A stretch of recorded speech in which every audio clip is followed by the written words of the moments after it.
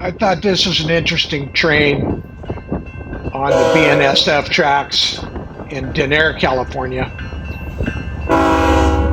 The locomotives on the front end are Canadian Pacific locomotives. I thought that was interesting. It's not unusual, but it's kind of interesting. At the end of the train, you'll see something I think you'll enjoy.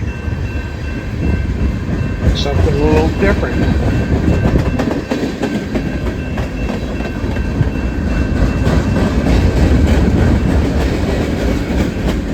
Look at these empty lumber cars. I wonder if they're going to the Pacific Northwest or possibly up to Canada.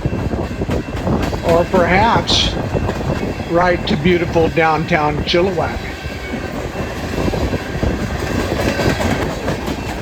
Watch what's coming up at the end of the train. You want to watch out for the bright yellow cars. What you're seeing here is a Herzog track repair train. Herzog is a company that specializes in track repair. And there's the locomotive that controls the track repair operation.